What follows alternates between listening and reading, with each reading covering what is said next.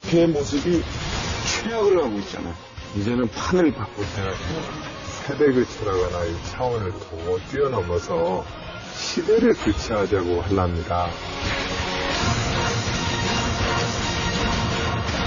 대선자분이 얼마를 손에서 주물르셨어요? 왜 거기다 정권 출근과 동시에 또 징역, 참여정부 5년 내내 아무 일도 안 하셨잖아요. 가장 고통스러운 계층에 이제 화살이 꽂힌 거죠. 아들을 법정에 처벌 받는 거에 대해서 도지사로서 좀 개입하지 않겠다는 취지를 밝히셨는데 어떻게 됐어요? 모병해갖고 했는데 별로 오지도 않고 처우 안 좋다고 다 나가면은 국방이 완전히 무력화되는 거 아니에요? 정신이었군요. 앞으로 갈 길에 여러 어려운 데서 전조를 보는 것 같습니다.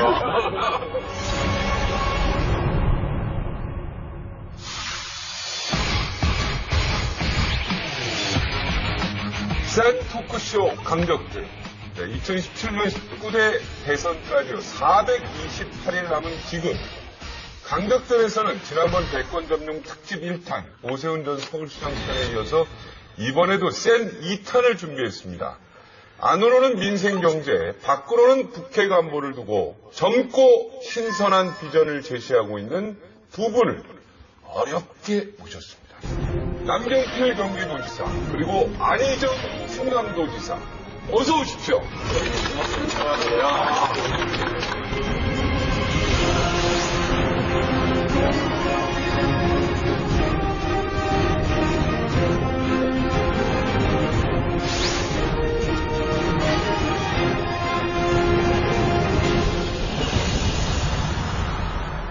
인사부터, 네네. 네, 이렇게 강적들의 초대받게 돼서 영광이고요. 오늘 센 토크 걱정되긴 하지만 즐기겠습니다. 이렇게 뵙게 돼서 모두 반갑습니다. 네. 김용옥 선생님이 저한테 진지반스라고 하는 별명을 네네네. 오늘은 최대한 즐겁게 해줘도 방송을 하더라고요. 만나서 반갑습니다. 네. 이거 왜 적어요? 진지반스는. 아니, 외워야 돼. 이걸 왜 적어요? 나는 이런 말 들으면 굉장히 재밌어서 외우는데, 그래도 충청도 사투리가 조금 나오네요. 구수해 보이네요. 저는 매우 표준말을 씁니다. 근데 두 분이 지금 65년생 동갑이시잖아요. 뱀띠 맞죠? 띠는 달라요. 띠 달라요? 저는 용띠. 아, 용띠. 저도 용띠. 그죠? 그래요? 5월생인데 어떻게 그러니까. 원래가 이제 육산의 10월이 제 생일이에요. 호적신고가 옛날엔 그런 경우 많았어요. 두 분은 어떻게 부르세요? 서로 지사님 그러시나요? 아니면 어떻게? 공식 직함을 부르죠. 네, 거의 반말해요, 저한테. 물론 이제 사석에서는 말을 편하게 해요. 말을 편하게 가끔 이제 뭐 편하게 하는데, 그래도 제가 지사님에 대한 호칭을 제가 빼는 적은 없습니다. 네. 남자분이 속으로 되게 기분이 나쁘셨나 보다. 호적상으로는 분명히 나보고 동생인데 나한테 반말한다고 오늘 이게 아니요. 풀린 거예요. 그렇진 아니고요. 충청도 분들이 약간 보면 뒷말을 이렇게 흐리면서 반말인지 존댓말인지 안 하게 하더라고요. 근데 그게 오히려 친근해. 네, 정감이 있어요. 국정감사로 한동안 지금 정치권 식구는데 저 국정감사 다 끝났지 않습니까? 역대 최악이라는 평가를 받고 있는 국정감사에 대해서 두 분이 한 말씀씩 평가를 좀 해주시면. 제가 한 20년 가까이 해봤잖아요. 네. 나와서 보니까 정말 형편없더라고요. 근데 사람의 문제가 아닌 것 같아요. 이제는 판을 바꿀 때가 된 것 같아요. 이 어항 자체를 이렇게 잘 닦고 물도 진짜 새로 갈지 않으면 물갈이 한다고 뭐 고기만 이렇게 잡아가지고 빼내서 바꿔봐야 안 바뀝니다. 뭐 국감뿐 아니라 지금 국회의 모습이 최악을 하고 있잖아요. 아, 이제 이 제도는 수명이 끝났구나. 바꿔야 되겠구나 하는 느낌을 갖습니다. 잠깐. 그런데 지금 이제 항상 남지사님에게 따라다니는 오선수 심파라는 이야기. 지금 말씀하시는 거는 그 주체로서 본인이 이제 문을 가겠다는 그런 의지, 판을 바꾸겠다는 의지인데 사실 오선님은 책임도 져야 되는 위치잖아요. 네. 그런데 그거는 어떻게 생각하시는지. 뭐 맞는 말씀이고요. 확실히 바꾸는 게 책임지는 것 같고 사실 그래서 원내대표를 좀 하고 싶었는데 도지사가 됐어요. 이제 바깥의 힘으로 바꿔야죠. 네. 제가 여러 가지 인터뷰를 하면서 제 마음속에 도전을 한다면 저는 정권 교체라거나 세대 교체라거나 이 차원을 더 뛰어넘어서 시대를 교체하자고 하랍니다. 이렇게 말씀을 올렸습니다. 아마 같은 맥락의 말씀일 거라고 생각을 합니다. 대신 어떻게 해서 바꿀 거냐 이 문제가 참 중요합니다. 우리가 말하는 물질도 굉장히 한 끗 차이입니다. 이 한 끗의 차이의 변화를 촉발하는 사람들, 이게 지도자들입니다. 그렇기 때문에 정치 지도자의 역할은 그만큼 굉장히 중요합니다. 유승민 대표가 청와대랑 대통령한테 이제 서운한 말을 했고 원내대표로서 각을 딱 세웠어요. 물론 제 앞에서 좀 심한 단어를 쓰셨어요. 그러나 의회의 지도자들을 존중해서 대화로 풀었다 하면은 전혀 다른 나라가 돼요. 또한 대통령이 그저 괘씸하게 생각해서 유승민 이제 혼내라, 바꿔라 이렇게 입장을 가지고 있다 할지라도 자기들 스스로 뽑은 원내대표를 그렇게 갈아버리면 의회의 권위는 또 땅에 떨어져요. 저는 대통령 1인에 대해서만 책임을 밀어서는 안 된다는 말씀을 동시에 드리고 싶은 겁니다. 그래야 시대가 바뀝니다. 그런데 이 시대의 변화를 알리고 이끄는 사람들, 저는 그게 지도자라고 생각합니다. 근데 지금은 질문이 그게 아니잖아요. 지금 질문이 국감을 지켜본 소감 얘기 그래서 우리 모두 다 잘못인 실교체를 거예요. 하고 큰 변화를 해야 된다는 우리 지사님 말씀에 저도 동의를 하면서 그 변화를 이끌려면 어떻게 해야 됩니까? 라고 하는 것에 대한 제 이제 후속 대책을 말씀을 드립니다. 저는 이제 국감이라는 제도는 없어야 된다고 봐요, 나는. 아니, 그리고 선진국에 국감이 있는 나라가 없어요. 예를 들어서 안 지사님이 도정을 실패했다. 그럼 안 지사님 불러다 놓고 상시 청문회를 하는 거. 그래야지 국정감사 기간에 괜히 쓸데없이 아무나 다 갖다 불러놓고선 1분도 못 채우고 질문하고 나가고 질문. 어떤 사람은 하루 종일 기다리다가 자기 차례도 안 하고 나가요. 잘못 부른 사람도 있고. 할 필요가 없는 거예요. 국정감사 필요 없습니다. 그래서 국회의원들이 이 국정감사를 추수감사전이라고 합니다. 이때 다 기업인들 다 불러놓고 그거 빼주고 뭐하고 해가지고 그 사이에서 커넥션이 일어나서 많이 거두죠. 그래서 국정감사에 대해서 지금 상시청문회로 바꿔야 된다는 소리가 나오고 최연소 잠룡들로서 대권주자들을 위협하고 있는 두 도지사, 우리 강적들에서 남지사와 안지사의 출사표를 확인 안 할 수 없습니다. 대선 출마 여부에 대해서 살짝 우리 강적들 팬들에게 의견을 좀 얘기해 주시면 좋겠습니다. 근데 이거는 맨날 똑같은 얘기를 반복하는 것 같아서 그냥 근데 저희는 안 한다라는 정확한 표현 없으면 거의 다 출마 선언을 받아들입니다. 그렇게 받아주세요. 그럼. 안지사. 출마하십니다. 네. 네. 우리 김성경 아나운서님 멘트로 제 입장을 대신하도록 하겠습니다. 출마하십니다. 화끈하네. 네. 정부 합동평가 전국 1위. 일자리 창출 전국 1등. 경기도를 확 바꿔놓은 남경필 경기도지사는요. 지역구 의원 시절부터 일명 수원 프린스, 수원의 왕자로 위세를 펼쳤습니다. 정치인 남경필의 인물 탐구, 저희 강적들에서 보통 인물 탐구할 때는 자료 사진만 들어가고 저희끼리 막 떠드는 식인데 오늘은요. 당사자를 좀 앉혀놓고 인물 탐구를 본격적으로 꼼꼼히 해부해 보겠습니다.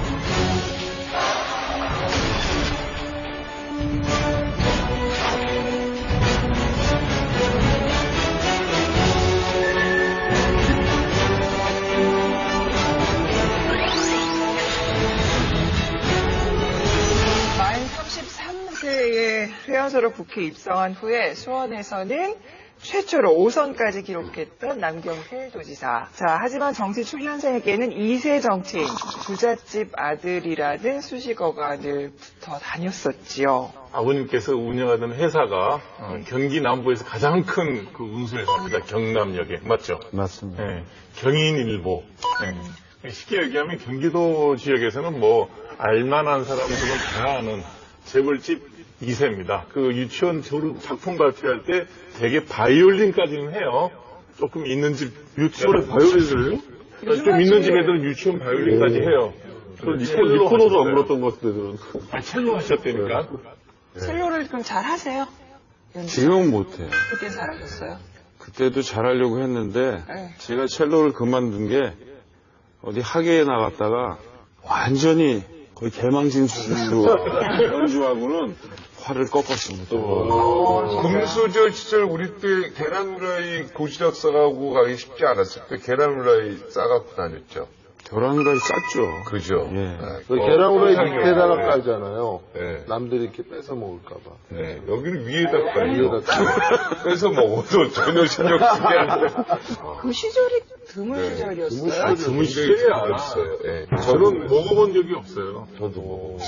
아니, 그러니까 계란 후라이는 아버지가 먹는 거고, 아버지 먹다가 조금 남겨주면 이제 아버지도 저도 집에 철물점을 했어요. 현찰을 만들 수 있다는 것이 일단은 유동성이 좋기 때문에 그렇게 어렵지는 않은 형편이었어요. 계란 먹었어요? 못 먹었어요? 계란을 저도 하도 먹고 싶어서 중학교 2학년 때인가 제가 운동부였었는데 그때 어머니께 부탁을 해서 나 계란 후라이 한 판만 먹고 싶다. 그래가지고 어머님이 네 손 풀어줄게 하더니 달걀 한 판을 사오셨어요. 네. 전기 후라이팬 그 동그란 거 있어요.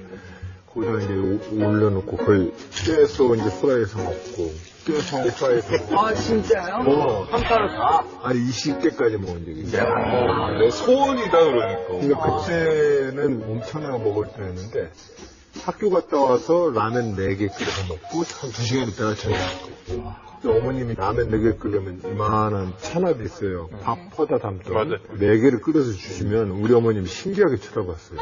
그걸 어찌 먹냐. 근데 그걸 그냥 이렇게 고개를 빡빡이 들면은 미식거리에서 못 먹어요. 그래서 라면 4개나 그러니까 짜장면 많이 먹으려면 절대로 고개를 들면 안 돼요. 고개를 일단 받고 계속 집어넣어요. 그 노하구나. 왜냐면 이걸 김치 한쪽 먹고 이렇게 푸 있게 먹으면 라면 2개 이상 못 먹어요. 그러니까 이걸 라면에 그걸 먹으려면 이게 입맛으로 먹지 말고 라면의 면발이 식도와 장을 타고 가는 느낌을 잠깐만, 이게 지금 대화가 저는 질문이 이게 계속 들으면서 잘 살았다는 거야, 못 살았다는 거야? 잘 살았어, 철물점은 잘 살았다. 계란 한 판을 먹을 수 있었다. 네, 그러면 이제 항상 남지사님을 따라다니는 수식어, 고정 수식어라는 게 있다면은 오렌지족이라는 별명인데 이게 옛날에 연관 검색어도 있었는데 그런 얘기 이제 너무 많이 들으셔가지고 해명도 참 정형화돼 있을 것 같아요. 아니 근데 오늘은 특별하게 해명을 하자면 네. 사실은 색깔론이에요. 저는 금수저고요. 그 인정하고요. 우리나라 금수저의 문제는 그거하고 혼자 퍼먹는 거지. 금수저가 엄청 커요 또. 그렇지, 맞아요. 흑수저 요만한데 금수저는 참만해. 그거 가지고 퍼가지고 혼자만 먹는 거야. 우리 가족들만 먹이고.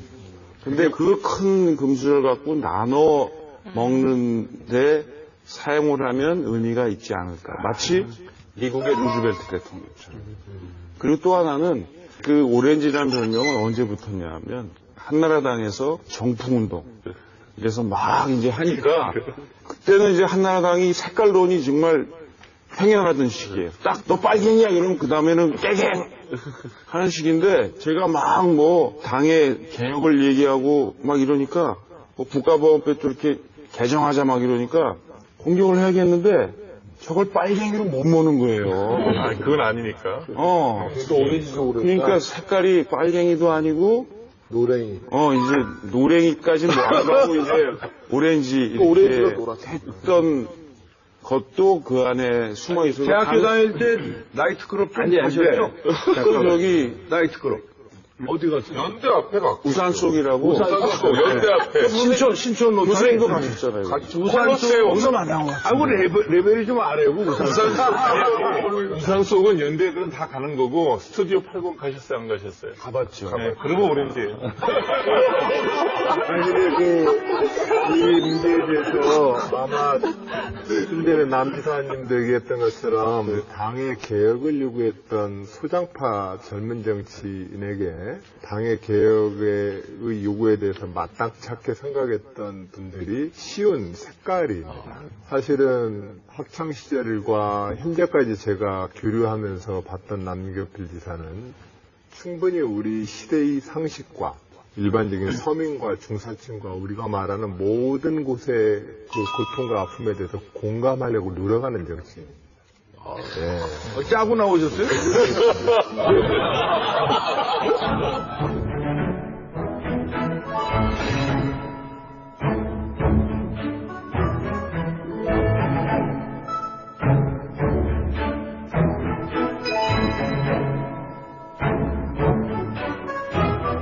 저는 요새 시대 정신을 자유와 공유, 이 두 가지가 잘 어우러지는 것이 중요한 시대가 됐다고 생각하고요. 그 3,000평짜리 제가 혼자 사는 것보다는 우리 도민들하고 공유하는 게 좋다고 생각을 했습니다. 그리고 사실은 저는 조금 보수층 또는 조금 여유 있는 층, 금수저 이런 쪽에서 나눔을 하려는 사회 개혁을 이루는 게 사실은 훨씬 더 확실한 변화를 이끌 수가 있습니다. 그러니까 관사 부분에 대해서는 그런 소탈한 남지사님의 생각에 대해서도 저도 지지를 보냅니다. 근데 이제 한편으로 보면 저도 도의사 되자마자 권위주의 시대의 산물을 그걸 끼고서 거기서 호사를 누리고 있느냐라는 비난을 받은 적이 있습니다. 근데 아무리 생각을 해도 관사는 업무 공간의 연장이라고 보고 업무 공간의 연장에서 일할 수 있는 여건들을 퇴근 이후에도 갖춰줄 수 있는 시스템이 필요하다는 생각을 했고 관사라고 하는 공간 내에서 좀 더 우리는 효과적인 대화를 해낼 수 있습니다. 그런 점에서 관사를 공공 업무의 연장 공간으로 좀 봐주시고 관사를 운영하게 해주십시오라고 저는 부탁을 시민사회단체와 도민들께 드려서 나이스한 얘기예요. 아니 근데 저는 이 말씀을 들으면서 안 지사님하고 저하고 이렇게 추구하는 바는 비슷한데 다른 스타일이구나를 또 느끼는 게 사실은 저는 일과 시간 외에는 공적인 일은 안 하려고 하는데 확실히 스타일이 다른 것 같아요. 이제 9to6는 저도 지키려고 하는 원칙이죠. 저도 6시 되면 무조건 칼퇴근을 해요. 칼퇴근을 하는데 하루에 보통 결제 서류 한 20, 30개와 보고 서류 한 4, 50개를 읽어야 돼요. 아침 수업도 회의와 공식 행사를 하고 나서 이 낮에 이걸 못 읽어, 실질적으로. 그러니까 이 서류는 어차피 집에 와서 읽을 수밖에 없어요. 지사님, 그러면 나중에 대통령이 되시면은 300페이지도 더 받을 것 같은데요? 아니에요. 그래서 청와대 같은 경우는 이제 국정상황실이나 비서실에서 각 부처에서 올라오는 보고서들을 최대한 요약하는 것이 관건이고 또 두 번째로는 부처의 장관들한테 분권을 시켜야 돼요. 청와대의 업무를 할지라도 그렇게 더 늘어날 수는 없어요. 더 늘어나면 안 돼요. 그러면 주변에 시간 나실 때 어떻게 무슨 일을 하세요? 그러면 스트레스 해소랄까 어떻게 여가 시간 같은 게 좀 취미생활 같은 거. 네네네. 집에서 그냥 누워가지고 거의 잠자고 그다음에 책 읽고 그다음에 음악 듣고 그리고 자전거 많이 타고 돌아다니고. 집안일 어떻게 빨래 뭐 설거지 뭐 여러 가지 있죠. 화장실 청소 뭐 여러 가지. 그거는 저희 도우미 아주머니가 일주일에 3번 오셔서 해주세요. 아니 아까 저 관사에다가 혼자 지금 산다고 그랬죠? 지금 따로 나온 거잖아요. 따로 나와 있습니다. 따로 나왔는데 혼자 사는 게 나도 이제 혼자 많이 오랫동안 살아봐서 그런데 살림살이 하는 거 재밌지 않아요? 예를 들어서 빨래도 내가 하고 설거지 할 때 음악 틀어놓고 설거지 하거나 빨래도 와이프가 하는 건 못마땅해 나는. 내가 할 때 빨래 쫙쫙 이렇게 늘려요. 시저스 거 빨잖아요. 쫙쫙 늘려서 걸어놓고 쫙 각 잡아서 걸어놓으면 데릴 필요가 없어. 데릴 필요가 없어. 남자들이 살림 더 잘해요. 재밌는 게 친구들이 저희 집에 오길 좋아해요. 아 왜? 그냥 너 요리 술 갖고 와라. 술 갖고 와서 그럼 안주 만드는 거. 안주 만들고 그다음에 우리끼리 그 앉아가지고 그냥 이 고기도 구워 먹고 뭐 이러면 그러고 먹다가 자고 걸러덩 누워서 자고 뭐 이러다 하는 게 재밌어요. 빈대떡 공중 2회전 돼요? 그건 말이야. 일주일에 한 번 정도는 운동하려고 저녁 시간을 비웁니다. 배드민턴 클럽에 가거나 탁구 클럽에 가거나 안 그러면은 저 혼자 도청 헬스장에 가서 직원들이랑 같이 운동을 하거나. 아, 웨이트 트레이닝 하세요? 예.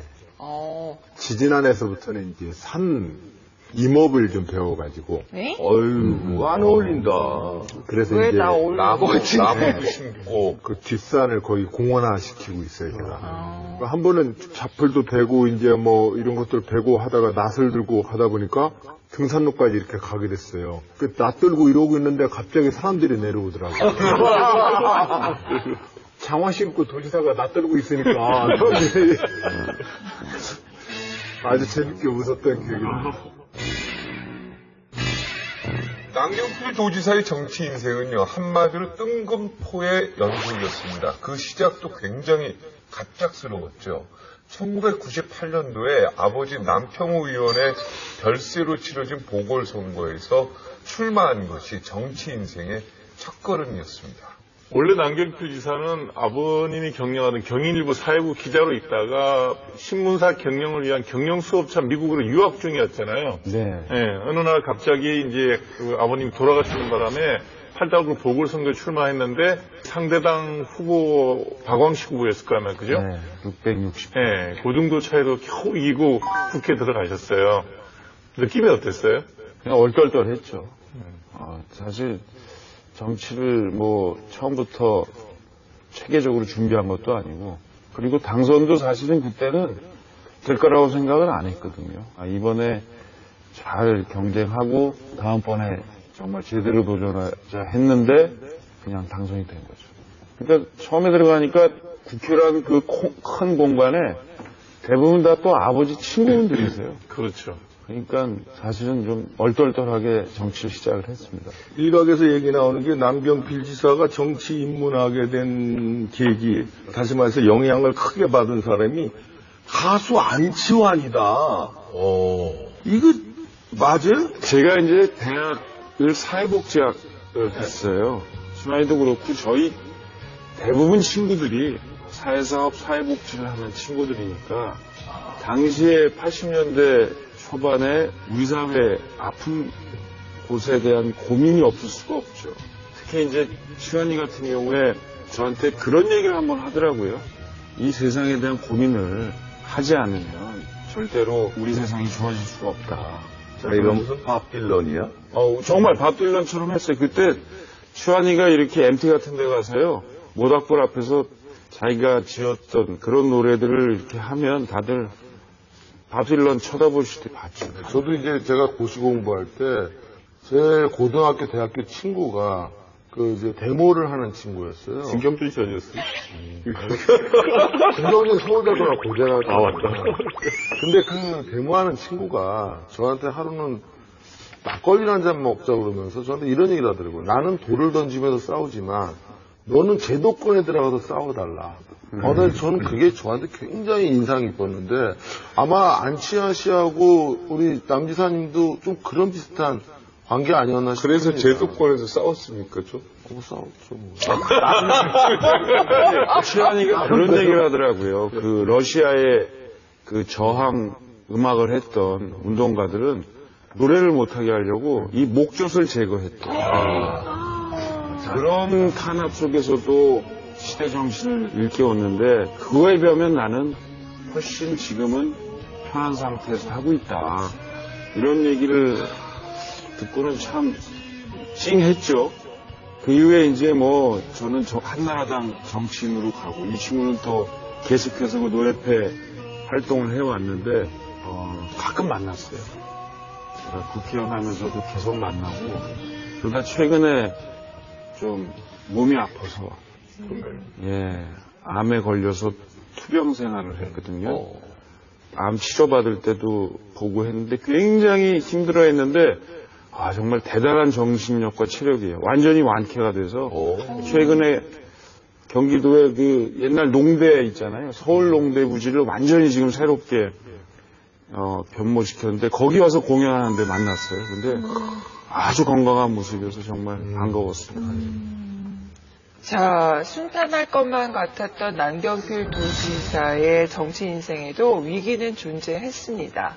2008년 정돈 의원과 함께 이명박 대통령의 친형 이상득 전 의원을 직접 찾아가서 총선 불출마를 요구했다가 묵살당했는데 이 사건이 화근이 됩니다. 총리실 공직윤리지원관실이 남 지사를 불법 사찰했다는 사실이 드러난 거죠.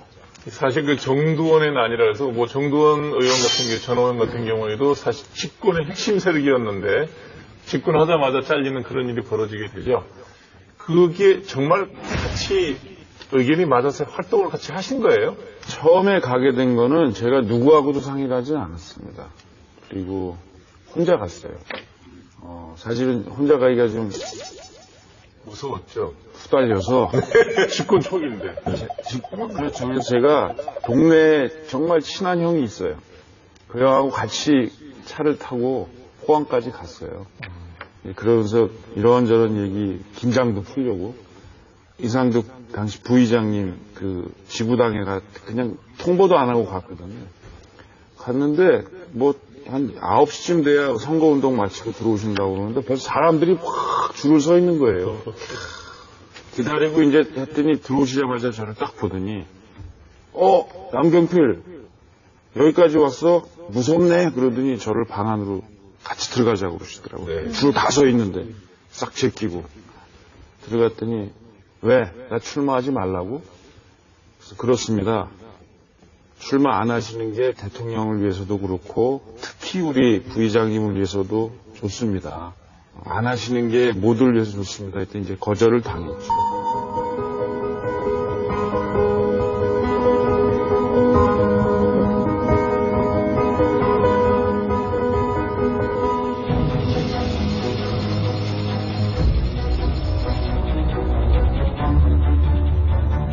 이제 과거에는 정치인들이 뭐 정치 자금을 이렇게 모으고 또 받기도 하지만 뭐 여기 안 지사님들을 포함해서 요즘 정치인들은 그걸 못 하거든요. 그러니까 부인들이 뭔가 사업을 하는 경우들이 많습니다. 그리고 거기서 이제 수입한 거를 이제 쓰기도 하고 하는데요. 그 과정에서 이제 저희 헤어진 전 집사람 문제를 이제 집중적으로 팠던 거죠. 그때 공통적이었어요. 아주 대르는 거에 대장격인 저 정두원 의원, 정태근 의원의 똑같은 그 부인들 업체를 다 이렇게 죄송합니다. 네, 그리고 뭐 심지어는 미행도 하고요. 그리고 정말 나빴던 건 이런 겁니다. 그때 이렇게 보면 당시에 이 사정 라인이라고 하는 검찰, 뭐 경찰, 국정원, 또 국세청 여기에 이상득 부의장님을 모셨던 박영준 라인이라고 하죠. 그 라인이 뭐 요 중간 정도에 이렇게 포진을 해서 눈을 가리는 거죠. 네, 그래서 저렇게 싸웠는데요. 3년 걸려서 판결을 받았습니다만 하여튼 그것이 국가적으로 잘못됐다는 판결을 한 거기 때문에 저로서는 간신들이 판을 치는 건데 만약 대통령 되면 이제 그런 짓은 안 하실 거죠. 밑에 사람들. 절대 못하게 하셔야죠. 그러면은 전 부인 입장에서는 어떻게 보면 남편 뒷바라지하기 위해서 또 사업을 했는데 그런 일까지 당하셨으면 그게 약간 이혼의 계기도 될 수 있었을 것 같은데요. 네, 그때 사실은 굉장히 고통스러워했고요. 그때 이제 몸무게가 확 빠지더라고요. 그래서 정말 30kg대까지 몸무게가 빠져서. 네. 30kg요? 네. 전 부인이요. 네. 워낙 이제 정치인의 부인을 하기를 사실은 어려워했던 그런 사람인데요. 이 일을 계기로 해서 정말 이제 힘들어졌고, 뭐, 참. 그렇겠다. 네, 힘들었습니다. 그것 때문에 이혼하셨나요? 아니, 계기가 될 수 있지. 뭐 그것만은 아니고요. 그렇지만 뭐 개인 이혼의 문제는 뭐 100가지가 넘겠죠. 그렇죠. 그러나 그렇죠. 가장 큰 것 중에 하나는 정치인 부인의 삶을 즐기거나 또 이렇게 하는 성향은 전혀 아니고 굉장히 힘들었어요. 제가 굉장히 이것도 보면 개인적인 질문이라서 조심스러운데 이혼에 대해서 좀 물어봐도 되겠어요? 네.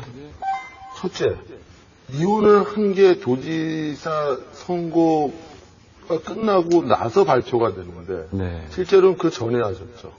아닙니다. 그러면 도지사가 되고 나서 이혼 절차에 들어갔습니다. 그러면 사실상은 이제 그 이혼에 대해서는 합의는 그 전에 돼 있었던 건데 혹시 그 도지사 선거 때문에 일부러 시기를 늦춘 거 아닙니까? 사실은 저희 전 집사람이 그냥 국회의원 부인까지는 그런데 도지사 부인 이 이후에는 자기는 도저히 감당할 수 없다. 그래서 도지사 출마하는 과정에서도 굉장히 많은 대화를 했어요. 그래서 운명에 맡기자. 그래서 도지사가 되면 이혼하고 도지사가 안 되면 그때 그건 다시 판단하자. 이런 얘기를 했거든요. 그래서 그러면 두 번째 질문 들어갈게요. 일설에 의하면 뭐 남지사님이 바람을 펴서 이혼했다. 남지사님이 바람을 펴서 이혼했다. 이런 얘기가 좀 있어요, 솔직히. 네. 꼭 뭐가 물어보고 아니, 싶어요. 그렇지 않습니다. 그거는 뭐 아니라고 얘기하는 것 밖에는 제가 뭐 말씀드릴 게 당연히 없고요. 아니라고 말씀하시고. 아니, 바람이야 계속 오는데 바람을 쐬야지. 그리고 아마 그 부분은 제가 이 이혼하는 과정에서 정말 이혼을 결정하게 된 저는 반대를 했습니다. 계속 이제 이혼하자는 집사람의 요청이 있었는데 마지막에 제가 이제 그것을 해야 되겠구나 받아들이게 된 이유가 저희가 26, 25에 결혼을 했습니다. 네, 헤어진 게 25년 결혼 생활을 했어요. 그냥 황혼이혼이에요, 저희는. 그렇게 얘기하면. 근데 25년 동안은 부모님 밑에서 부모님 이름으로 살았고 결혼해서 25년 동안은 당신 이름으로 살았는데 남은 25년은 내 이름으로 살고 싶다. 이해가 저는 이제 우선 그러나 본인에게는 굉장히 아픈 시간이거든요. 그 가족에게는. 남경필 지사의 이런 그 프라이버시와 개인사에 대해서 공적 삶을 살기 때문에 우리가 논의를 해야 된다는 거에 대해서 는 반대예요. 사적으로 좀 구린 데가 있으시네요. 미리 실드 치시네요. 우리가 그래야만 직업세계가 각자 우리 사회에 우리 모두 다 인격적으로 완전하지 못한데 오로지 정치 지도자들과 사회 공격사하는 사람한테 완전한 인격체라고 자꾸 씌워놓기 때문에 우리 사회가 자꾸 허위시설이 거든요. 그렇죠. 맞아요. 그렇기 때문에 일반적으로 저는 정치 의제를 인격과 도덕률과 항상 연동시켜버리면 정치 혐오가 됩니다. 그래서 믿을 놈 아무도 없어 이렇게 되거든요. 결론적으로. 그러니까 믿을 놈 아무도 없기 때문에 대충 그냥 살자라고 하는 쪽으로 가요. 그럼 이제 나도 정치해도 되겠다? 근데 저는 여기는 한 가지 요거 하나 짚었으면 좋겠는 게 남지사님 관련해가지고 최근에 있었던 일 중에 뭐 이혼이야 개인사로 치부할 수 있는 것이지만은 또 아들들 관련된 문제들 같은 경우에는 어쩜 약간 공적인 역경이 섞여 있는 거잖아요. 그러다 보니까 그래서 아이들은 그때 남지사님께 천명하시기로는 아이들이 완전히 법적인 처벌을 받는 거에 대해서 도지사로서 좀 개입하지 않겠다는 취지를 밝히셨는데 어떻게 됐어요? 큰아이는 그 이후에 법적인 처벌을 받고 그리고 제대를 했습니다. 지금은 봉사활동 중이죠. 벌써 2년이 넘었어요. 그렇죠. 그래서 2년 봉사활동 뭐 자기 아프리카. 여행 이렇게 끝내고 최근에 귀국을 해서 애가 많이 바뀌었어요. 그래도 자기 한 잘못에 대해서도 마음 깊이 반성하는 것 같고요. 아니 근데 저는 그때 이게 아마 그 남지사님 그 큰 자제분의 문제 때 우리가 방송을 한번 한 적이 있어요. 제가 뭐라 그랬었냐면 아니 다 큰 아들이 죄진 거를 왜 아버지가 나서 사과하냐. 정말 지금도 그렇게 생각해요. 저도 마찬가지. 네. 집안에서 이렇게 보고 자란 게 있으니까요. 그거는 아버지로서 가장으로서 책임을 분명히 느끼는 것은 당연하다고 생각을 합니다. 20살 넘은 아들에 대해서 아버지가 이렇게 사과하고 이런 부분에 대해서 어떤 책임감이 아버지도 그 부분에 있다. 대해서. 이 부분에 대해서 우리 안 지사님은 어떻게 생각해요? 마음이 같이 미안한 건 마찬가지지 않을까요? 네. 그 미안한 마음이 드는 것에 있어서는 똑같죠. 다만 이제 우리가 말했을 때는 정서적으로 해야 될 문제와 법률적, 사회적으로 해야 될 문제가 전혀 별개의 문제거든요. 이 두 개를 좀 구분해서 우리가 얘기를 할 필요가 있고, 그런 점에서는 우리 모두가 우리 애가 나가서 어디 가서 누구 해코지해서 미안하죠. 똑같은 상황이었으면 기자회견에서 사과하셨겠네요. 정치인이라는 이제 직업적 특수성이 거기에는 이제 작동을 합니다. 일반적인 다른 직종의 아버지들이었으면 그 집까지 손들고 가서 죄송합니다 인사하고 제가 애비로서 참 미안합니다. 같이 누구나 다 그렇게 하지 않겠습니까? 네네. 그것까지는 하죠. 정치라는 영역이 오기 때문에 즉 대중공간에서 선거라거나 정치적 공간에 있기 때문에 또 국민들께서 그걸 또 혀를 차고 걱정하시면 또 공개적으로 또 죄송합니다 얘기할 수가 없어요. 강원장님 정치하시면 아마 사과하러 가실 거예요. 그래서 제가 하는 얘기예요. 내가 만일에 정치인이었다면 나는 찾아가서 당연히 사과합니다. 그리고 피해자가 좀 사과를 하지만 공개된 데서 뭐라 그러면 그렇게 얘기할 거예요. 내 아들은 성인이고 이 친구가 죄를 지었으면 처벌받는 게 맞습니다. 그러면 DJ랑 YS랑 아들들이 했을 때 왜 대통령 왜 사과를 해야 되고 그렇게 그 따지잖아요. 권력을 이용해서 불법 행위를 한 거고요. 이건 다른 얘기예요. 그렇게 얘기하면 안 돼요. 어떤 아들 둘 키우기 힘들어요.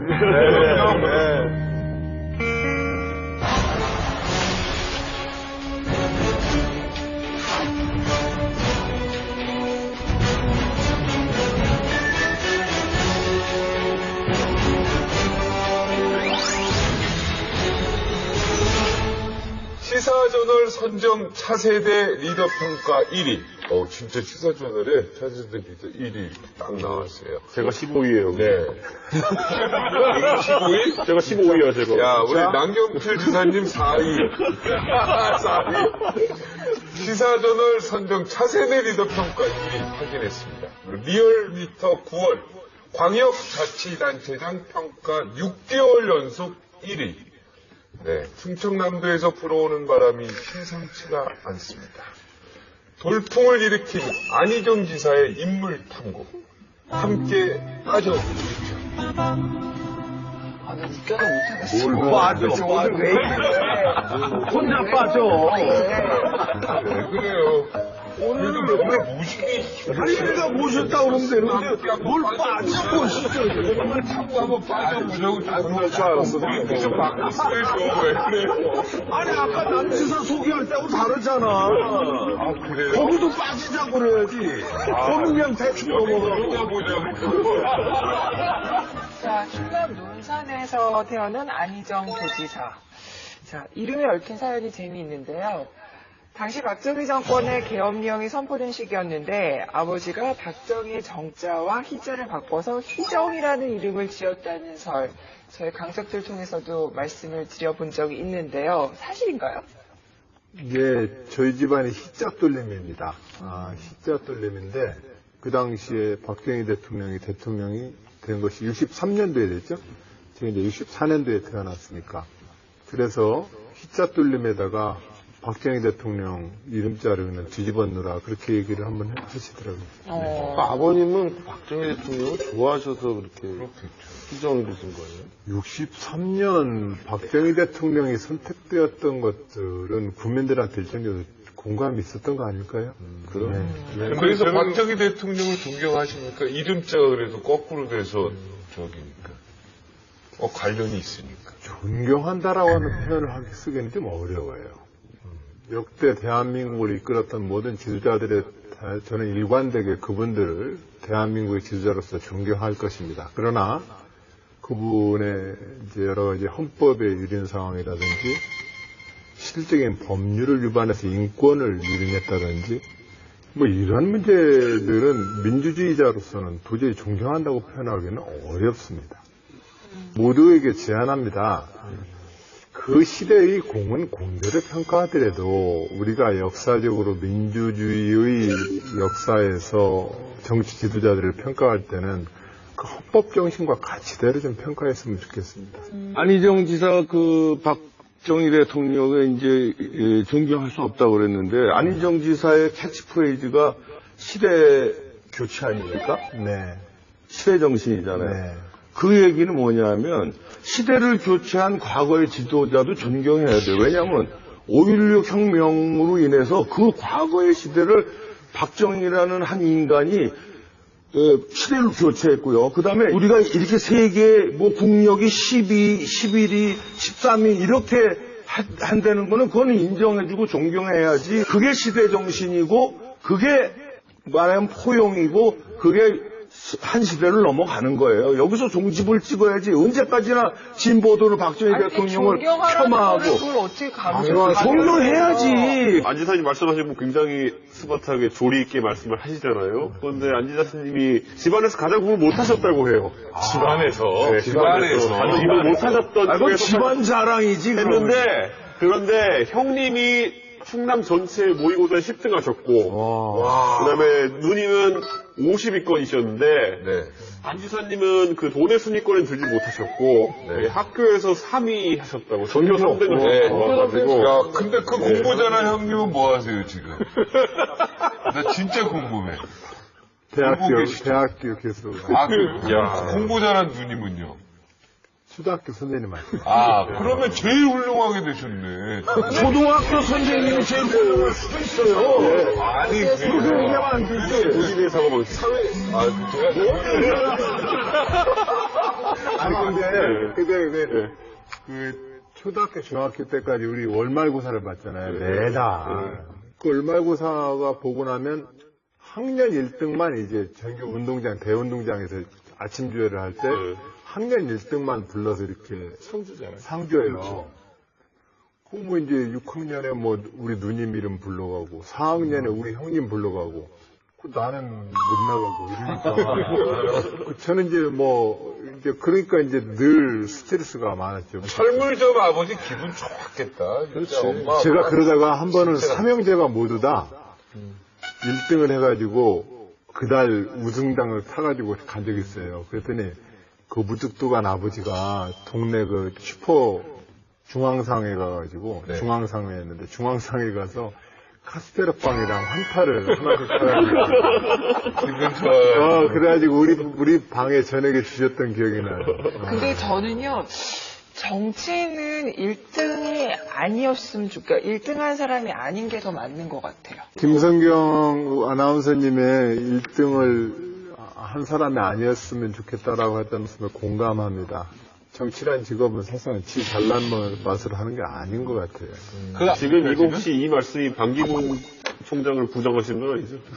왜 거기도 1등만 하신 분이니까 떠오르는 게 그거라가지고. 아버님 살아계세요? 안 살아계세요? 아버님 돌아가셨어요? 아버님, 어머님 다 돌아가셨어요? 다 살아계세요. 살아계시고.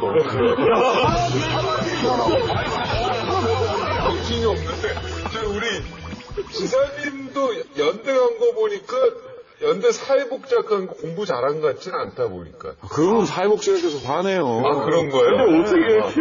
아니, 나는 잘하는 그렇게 거죠. 따지자면 그 정도면. 박정진의 고가 고대 영문과 나온 게 공부 도저히 이해가 안 못했다니까요. 가죠. 아니, 저는 진짜 유감. 여기서 하나 바꾸고 싶은 거는 신문에 왜 입시하면 서울대, 법대, 무슨 의대, 이거를 점수를 내놓고 맞아. 이거 아닌 사람들은 다 무슨 실패자처럼 맞아요. 쭉 서열화 해놓고 이거 좀 바꿨으면 맞아요, 좋겠어요. 맞아요. 사실은 하는 건 안 좋은 우리가 국영수 중심의 서열을 등수를 나누기 때문에 그러거든요. 근데 저 학교 다닐 때 뒷산에만 가면은 참새와 메추리알을 귀신 있게 둥지를 찾는 친구가 있었어요. 그 친구는 소리만 들으면 새 종류를 알고 그 새가 위장을 하느라고 저쪽 단머리에 앉아가지고 낮은 폭으로 새끼집에 가더라도 걔는 그 집을 찾는 애가 있었어요. 나는 어렸을 때, 야, 이런 사람이 생물학자가 되겠다. 건축학자가 되겠다. 근데 그 친구는 학교 성적은 안 좋았어요. 근데 그런 측면에서 보면 우리가 지금 교육과정을 사람은 인류가 70억 명이면 70억 명이 다 1등이거든요. 인생에서. 근데 그거를 우리가 계속 등수를 나눠가지고 열등생, 우등생 만드는 것 자체가 우리 교육의 실패이고 우리 지난 20세기까지의 낡은 풍경이라고 생각해요. 안희정 도지사를 따라다니는 수식어 1호가 있습니다. 바로 혁명아입니다. 소년 시절부터 혁명을 꿈꿔왔던 안 지사는 고등학교 1학년에 다른 청소년과는 조금 다른 길을 선택합니다. 그때 아마 안 지사가 고등학교 1학년이었을 거예요. 제가 고3이었으니까 그때 광주에서 민주화운동이 벌어집니다. 근데 광주 민주화운동이 벌어졌을 때 고등학교 1학년 학생 신분으로 이제 시위에 적극적으로 참여를 하게 되고 전두환 정권에 반대했다는 이유로 9.1 대전 소고등학교인가? 남대전 고등학교인가요? 네. 거기서 1학년 때 제적당합니다. 제적당하고 난 다음에 내가 갈 길은 이는 공부하는 길이 아니다 라고 생각하고 정말 혁명을 꿈꾸고 혁명의 길을 가기 시작을 하게 되죠. 고등학교 제적은 쉽지 않은데요. 거의 찾아보기는 대단하시죠. 제가 그 대목에서 안 지사의 그런 희계를 제일 존경하는 부분이, 저도 고3이었을 때 부마 사태를 겪었는데 비슷한 상황에서 다른 길을 선택할 수 있는 그 희계가 부러운 거죠. 저도 중학교 1학년이었는데 그때 저도 쿠데타를 하겠다고 내 그 인생, 미래에 대해서 쓰는 게 있었어요. 그래가지고 교장 선생님한테 끌려가고 저도 진짜 그걸 딱 썼더니 교장 선생님이 나를 부르더라고. 내가 또 용산중학교 다녔는데 진짜로 교장 선생님이 나보고 굉장히 막 굉장히 긴장하고. 그럼 교장 선생님 후레타에 싹을 자른. 네. 중학교 1학년 때 나도 제적당할 뻔했어요. 그 뒤에 이제 서울로 이제 안지사가 올라옵니다. 올라와서 이제 다른 고등학교에 입학을 했는데 좀 잘 다니는가 싶더니 또 그 으쌰으쌰 DNA가 또 발동해요. 네. 본인은 뭐 혁명 DNA라고 그러는데 내가 보기에는 으쌰으쌰 DNA야. 그래가지고 대학가를 또 어슬렁거리다가 여기서 또 잘려요. 네. 자퇴를 했다고 그러더라고요. 여기서. 네, 스스로 자퇴. 두 번째 고등학교에는 3개월 만에 자퇴를 했는데. 자퇴를 했어요. 예, 자퇴를 했는데 그랬던 이유는 아버님이 고등학교를 꼭 가야 된다고 하도 저를 강권하셨어요. 그래서 그 권역에서는 다시 고등학교를 갈 수가 없으니 그럼 서울로 주소를 옮겨서 서울로 가라.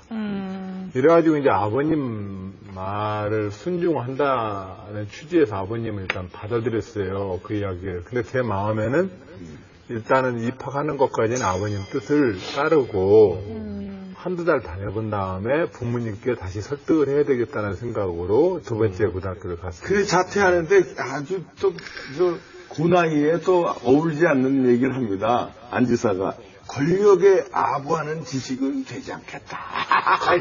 자퇴의 변을 이렇게 남기고 근데 이제 그때 금호동에서 형도나하고 같이 자취를 했다고 그래요. 그런데 이제 학교를 못 가니까 그 자취방에서 혼자 이제 그 어린 나이에 두 번째 학교를 6월 4일에 기억도 나요. 6월 4일 날 이제 부모님을 설득을 해서 어머님, 아버님 제가 삐뚤어지지 않고 비행 청소는 안 되고 열심히 제 인생을 살아볼게요.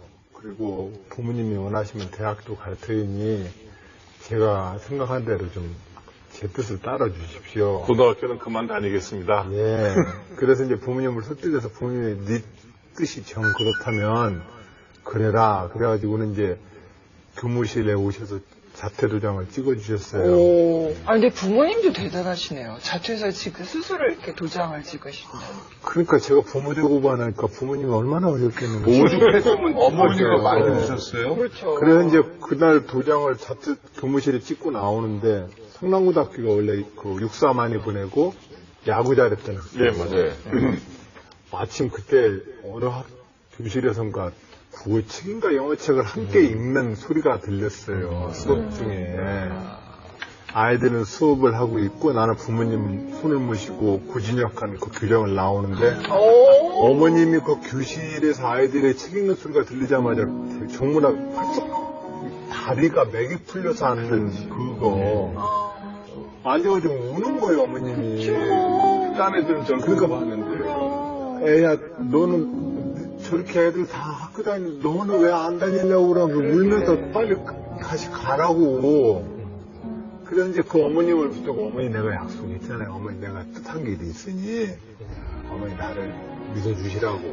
그래서 이제 어머님을 모시고 나왔던 기억이 나요.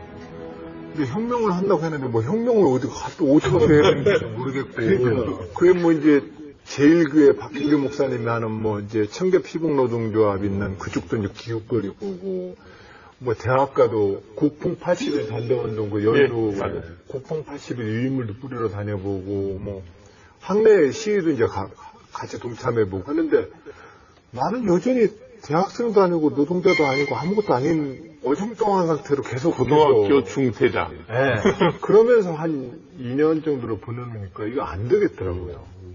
이 상태로는 안 되겠더라고요. 그래서 학생운동을 이제 해야 되겠다 싶어서 대학교에 갔어요. 남지사님은 혹시 학창시절에 해봤던 가장 큰 반항이 뭐였어요? 근데 저는 안 지사님이 네. 이렇게 시대를 치열하게 살았던 분들에 대한 부채의식이 있어요. 그래서 저는 이런 마음을 가는 남지사가 가장 훌륭한 정치인이라고 생각합니다.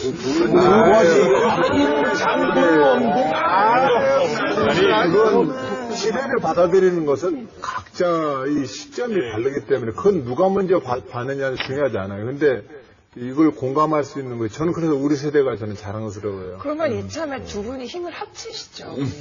네, 우리는 지금 합치고 있고 힘을 모으고 있어요. 우리도 그래서 같이 나왔잖아. 우리 안 지사님이 또 하나 사실은 더 놀라운 건 뭐냐면요. 소위 386 출신의 정치인들이 많이 들어오셨는데 정치권 들어와서는 성장을 좀 멈춘 것 같다라는 생각을 들게 하는 분들이 많아요. 근데 우리 안 지사님은 이 어린 시절에 이러한 치열한 고민과 실질적인 문제 해결의 이 해법, 여기에 대한 계속된 고민 이런 것들이 그래서 제가 우리 안 지사님 좋아합니다. 그래서 유력한 대선 존경합니다. 후보로 네, 지금 감사합니다. 거론되는 거 아니겠습니까? 1994년 지방자치실무연구소 사무국장 제1을 수락하면서요. 정치적 동반자인 노무현 전 대통령과 만납니다. 이후 2002년 노무현 대통령의 대선 승리와 참여정부 출범에도 기여하게 됩니다.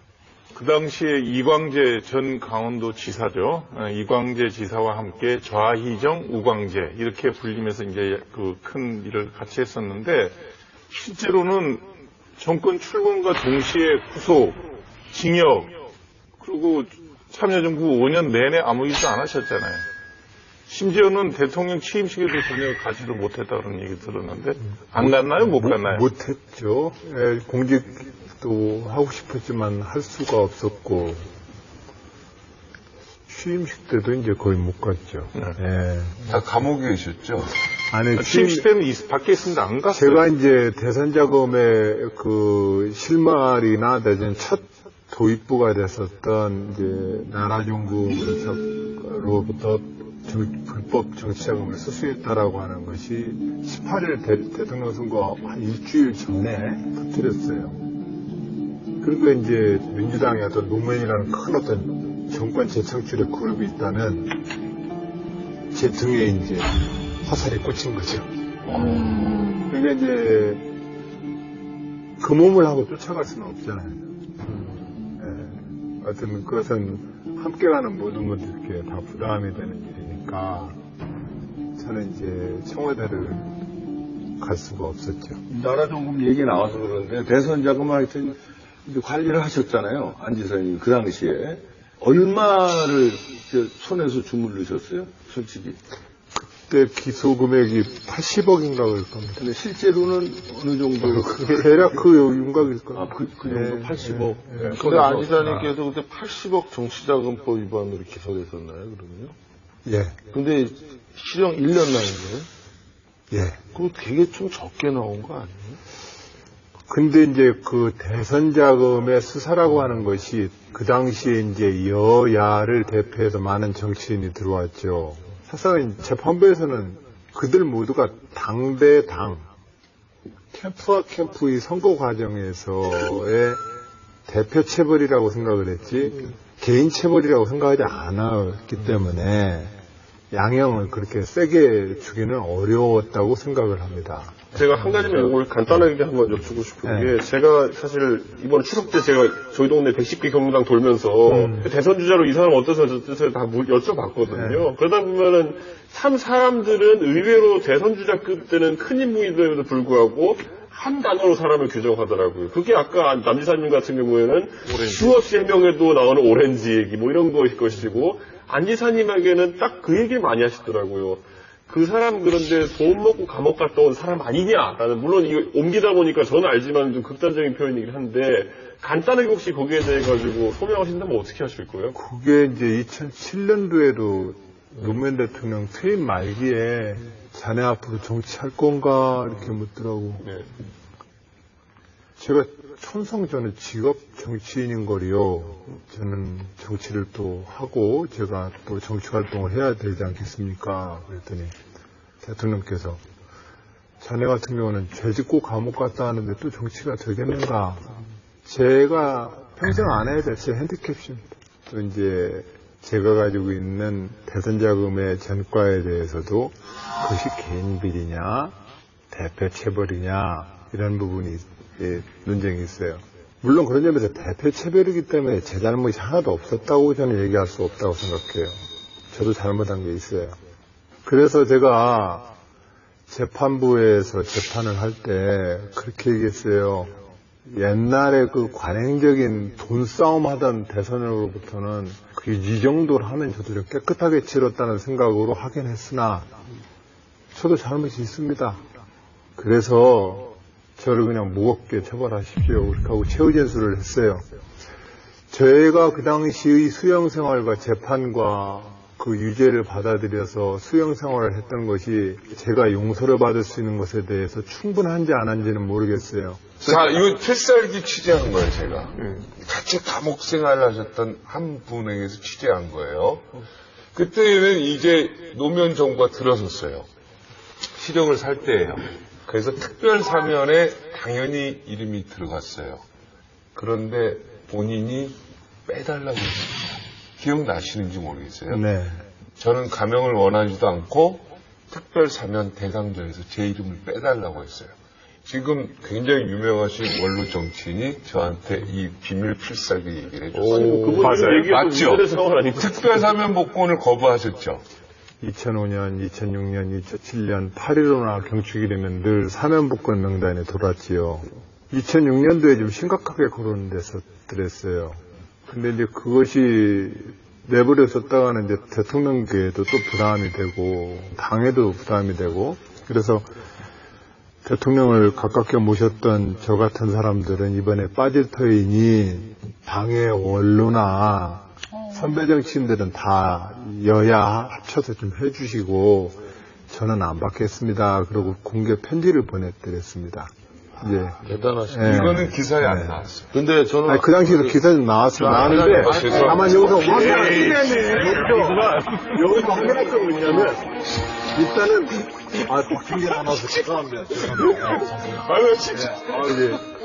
이건 저희 그런 일은 아니거든요. 경매에서 나하고 같이 취급받아. 여기서 한 가지만 확인하고 싶은 건 일단은 사면 복권하는데 사면은 이제 죄를 받기로 한 것을 면해주는 게 사면이지 않습니까? 그 점에 대해서는 사실상 저는 법적인 어떤 죄를 받았던 것은 다 끝냈기 때문에 사면 대상은 아닙니다.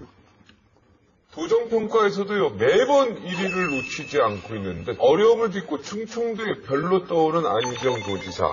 예, 굉장히 뿌듯할 것 같다는 생각이 듭니다. 기분 요즘에 날아갈 것 같죠, 좋죠? 이런 질문을 자꾸 이제 인터뷰 때 받다 보니까 아내랑 몇 주 전에 아주 심각하게 이 토론을 한 적이 있어요. 싸웠다는 얘기인 줄 알았어요. 왜냐면 제 아내가 이렇게 모니터를 하다가 당신은 누군가한테 칭찬받을 때 그 칭찬에 대한 답변이 한마디로 반마디 거예요. 근데 이제 그 지적을 받으면서 내가 왜 그러는가를 이렇게 생각을 해보니까 누가 너 잘했어라는 칭찬을 받으면 내 마음이 굉장히 복잡해지는 거죠. 그럼 나 잘했어 이렇게 자랑을 해야 될지. 아닙니다. 뭐 제가 이렇게 겸손을 때려야 되지. 이게 참 아주 이 마음의 정리를 하기가 무척 어렵더라고요. 혹시 혈액형 A형이세요? 맞았어요. 아까 코드가 잘 맞네. 65년생 동갑내기. 네, 정확히 다시 정리하겠습니다. 64년생 동갑내기. 50대 기술원 선거주자.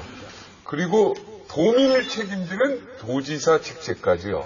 이 남경필 도지사와 안희정 도지사 닮은 점이 참 많은 정치인입니다. 두 사람의 공통 분모 지금부터 한번 따라가 보겠습니다.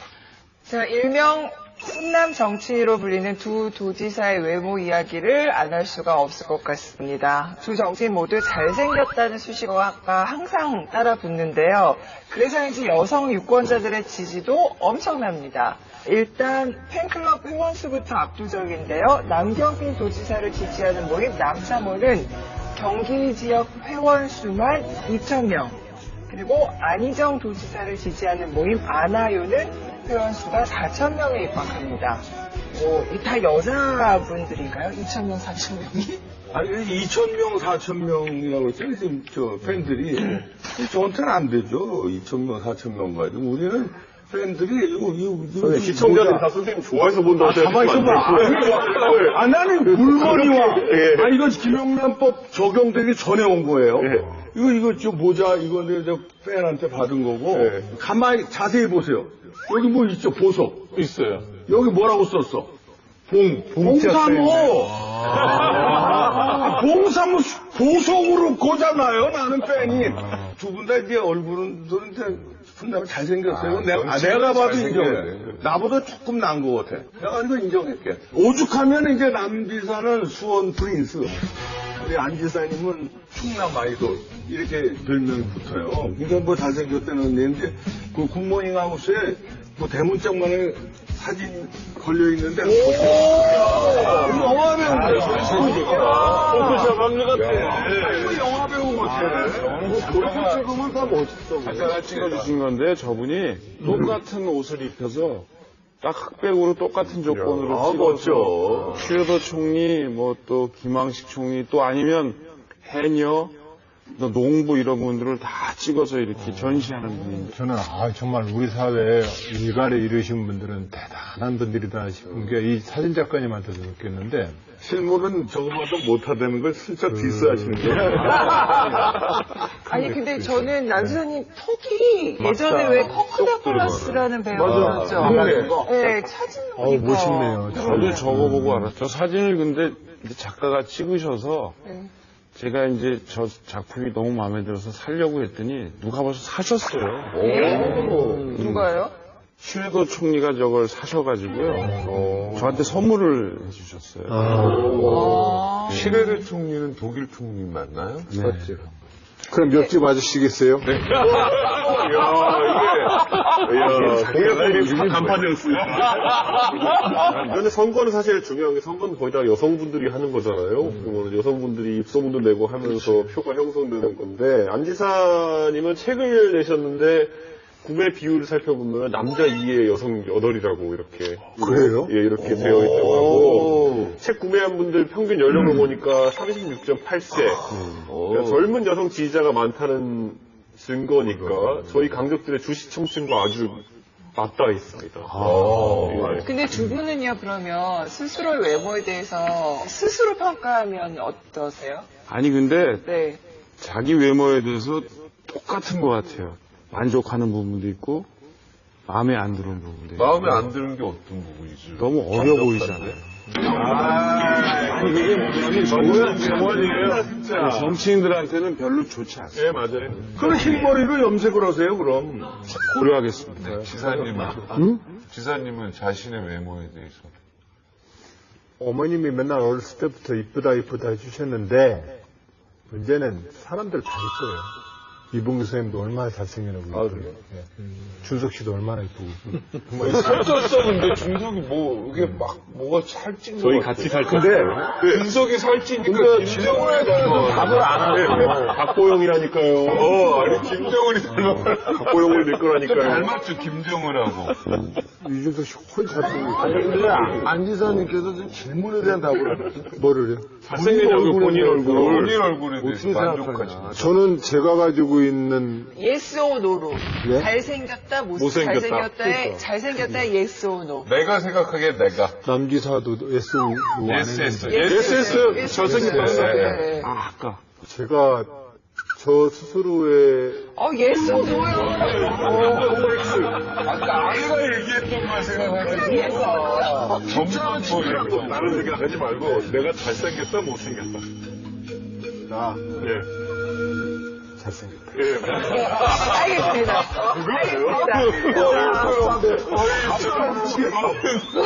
근데 안희정 지사님은 그 지금까지 사진 보도된 걸 보면서 많은 분들이 평가하는 걸 저도 보니까 표정이 어둡다라는 얘기를 하시는 분들 꽤 있으세요. 근데 최근에 이제 언론에 등장하시는 모습 보면서 진짜 밝아지셨다는 얘기 굉장히 많이 하더라고요. 감옥에 있을 때 얼굴이 감옥에 있을 때 말까. 감옥에 갔다 왔는데 얼굴이 밝아. 제가 국민 여러분들한테 노출됐던 첫 장면이 검찰청 앞에. 그러니까요. 그걸 기억하시는 분들이 많더라고요. 그때 정말로는 플래시 세례의 폭풍이라는 것을 왕 나오는데, 근데 이제 거기서 잡혀가는 사람이 무슨 표정을 짓겠어요. 19대 대선을 앞둔 여야 잠룡들의 행보는 이미 활발합니다. 여권에서는요, 김무성 전 새누리당 대표 있고, 또 유승민 의원 있고, 반기문 유엔 사무총장, 야권에서는 문재인 전 대표 있고, 김부겸 의원, 안철수 의원이 유력 대권 후보로 거론되고 있습니다. 네, 광역자치단체장들을 맡고 있는 행정가들의 대권 도전도 아주 활발한데요. 박원순 서울시장, 홍준표 경남지사, 김기현 울산시장, 이재명 성남시장 등이 대권 도전 의사를 직간접적으로 밝히면서 광역자치단체장들의 대권 도전이 새로운 키워드로 등장을 했죠. 강적들은 의회 정치인과 지방행정가 가운데 어느 쪽이 대통령에 적합하다고 생각하십니까? 그 도지사 행정이 대권 도전 가는데 저 국회의원보다는 저는 이제 유리하다고 생각하는데 전 두 분이 대통령 꿈이 있다면 제가 비법을 알려드릴게요. 대통령 하고 싶다면 이번에 대권에 도전 안 한다고 선언하십시오. 이번 대선에도. 이번 대권 도전하면 지사직 중간에 포기하는 거 아니에요. 그러면 경기도민, 충남도민한테 약간 배신하는 거니까 다음을 노리고 이번엔 내가 대권 도전 안 하겠습니다. 도정 열심히 하겠습니다.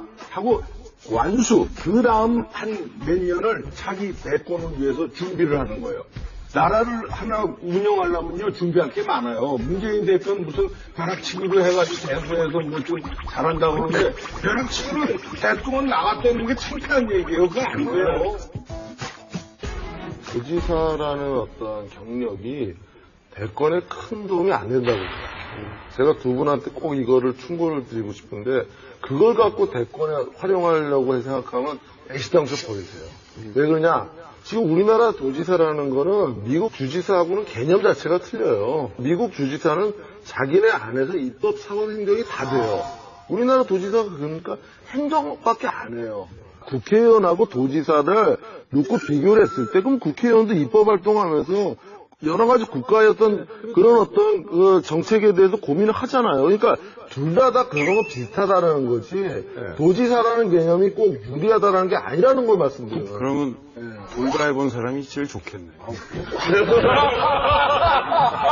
역시 이렇게 축구를 좋아하는지 주워먹기 그게. 정말 주워먹기요? 사이코를 계속하고 있어요, 지금.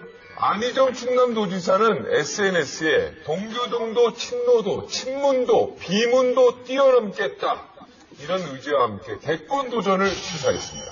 하지만 당내에서는요, 차기 문재인 아니냐, 차차기는 안희정 아니냐, 이런 대세론이 존재하는 상황입니다. 이에 대해 안 지사는요, 이거 의미 있는 얘기인데, 나는 장미꽃 옆에 튤립이 아니다. 이런 답을 내놨습니다. 이 안지사를 그 문 전 대표의 페이스메이커 혹은 불펜투수로 보는 시각이 있다는 건데 이 얘기는 그렇게 기분 좋은 얘기는 아니시겠어요? 이 선거라고 하는 것이 출마자가 복수이기 때문에 여당 야당 서로 간에 막 멱살 잡고 싸우는 것처럼 보이죠. 저는 그 잘났다고 서로 싸우는 것이 20세기 낡은 역사라는 겁니다. 내가 뭘 하고 싶어 했으면 하면 끝입니다. 왜냐면 그 결정은 국가와 나라의 주인이 국민의 이름을 그만입니다. 제가 만들고자 하는 정부는 역대적으로 가장 군살이 없는 작은 정부가 될 것입니다. 그러나 우리는 이제까지 한 번도 경험하지 못한 가장 강력한 정부를 보게 될 것입니다. 이거는 정보 분야에서 일하는 모든 사람들이 여와 야를 뛰어넘어서 정보 혁신의 가장 핵심 주제입니다, 이 주제가. 남경필 도지사는 관훈 토론에서요, 여권의 가장 위협적인 야권 후보로 안희정 도지사를 꼽았습니다. 왜 꼽았을까요? 안 지사의 가장 무서운 필살기는 뭐라고 생각하시길래 안 지사를 꼽았습니까? 아니, 제가 지금 토론을 보면서 저 필살기를 느낄 수 있어요. 안희정 지사님은 질풍노도의 젊은 시절, 진보적 이런 담론 속에서 성장을 해왔잖아요. 근데 지금 오른쪽으로 지금 들어오고 있습니다. 어떻게 보면 보수 진영, 또 중도 진영에 깊숙이 지금 들어오고 있거든요. 재밌는 건 저하고 입장이 반대라는 거예요. 그렇죠. 그 면에서. 저는 오히려 정부가 너무 작아서는 안 된다. 이 시장에게 너무 맡겨놓다 보니까 시장이 너무 실패를 많이 했고요. 이제는 정부가 이 플랫폼을 깔아주는 역할은 해야 된다. 정부의 역할이 조금 더 적극적이어야 한다. 이런 걸 보면 저는 또 진보 쪽으로 진보 쪽으로 가시고 제가 볼 때는 그렇게 너무 단순화시키니까 이제 얘기를 좀 끝까지 들어봐 주셨으면 좋겠어요. 예를 들면 저는 사회통합 기능에 있어서는 가장 적극적인 정부 역할을 할 거예요. 그러나 기업의 생태계의 문제에 대해서는 국가주도형 개발 모델로는 안 간다는 측면에 대해서 그것은 가장 작은 정부가 될 거예요. 안전과 불안과 재난과 안보 분야에서는 가장 강력한 정부가 될 것이에요. 요트도 나올 때 나오고 들어갈 때 들어가야 나가는 거예요. 저는 이 시대에 맞는 가장 유선형의 좋은 정부 형태의 요트를 만들겠다는 얘기를 하는 것이지 그 총량은 거의 비슷합니다. 그렇기 때문에 그 얘기를 놓고 당장 신자의 짓 아니다라고 얘기하는 것도 제가 볼 때는 지나친 오늘의 가장 중요한 질문입니다. 안희정 도지사가 넘어가야 할 그런 벽이 당 안에만 있는 게 아니라 당 밖에도 존재합니다. 바로 충청 대망론의 경쟁자로 떠오르고 있는 반기문 유엔 사무총장입니다. 두 도지사는 이 반 총장을요, 대권 후보로서 어떻게 생각하는지 궁금합니다. 새누리당으로 오신다고 지금 소문이 나 있어요. 네네. 오셨으면 좋겠습니다.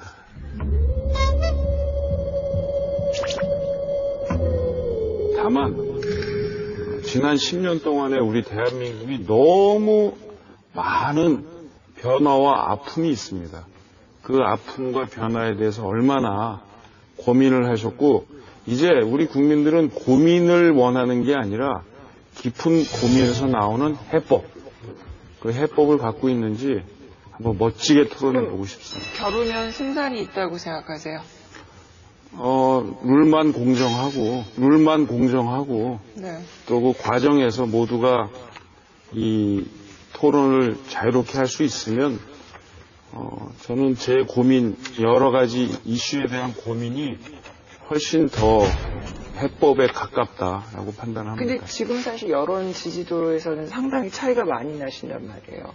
네. 근데 그럼에도 불구하고 충분히 이런 전제 조건만 충족이 된다면 가능성이 있다. 이게. 여기 노무현 대통령이 그 옛날에 보여줬잖아요. 아, 예, 알겠습니다. 안희정 우리 지사님은 반 총장. 일단은 정치도 사실상 전문 직업입니다.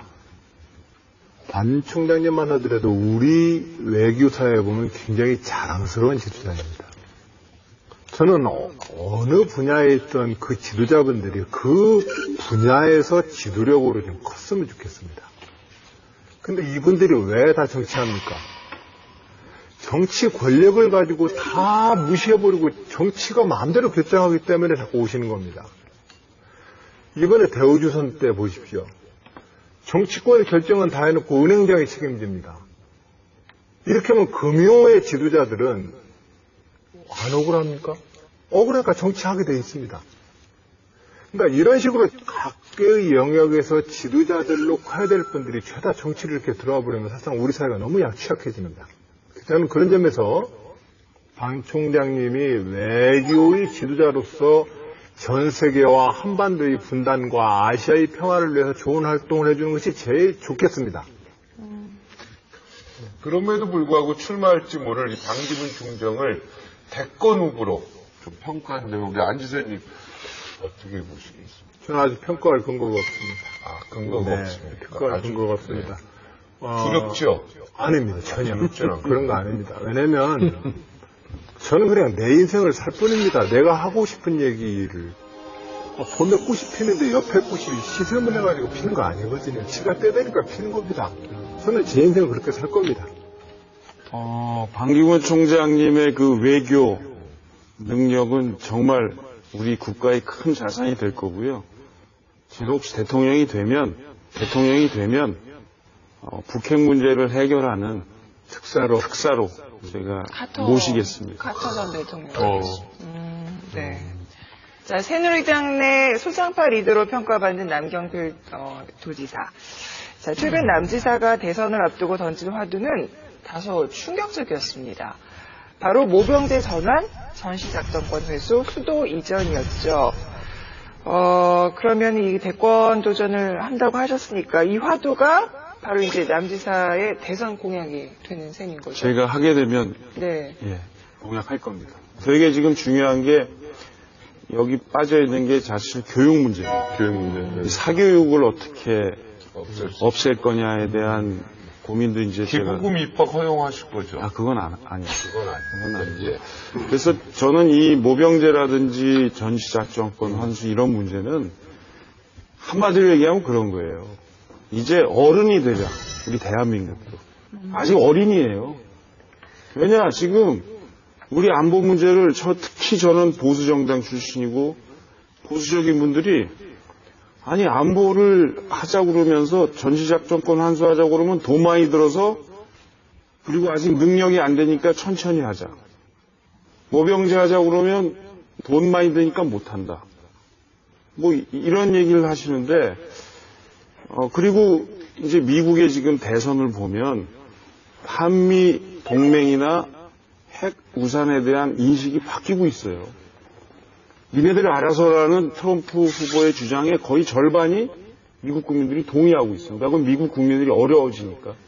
그래서 제2, 제3의 트럼프 후보는 또 나옵니다.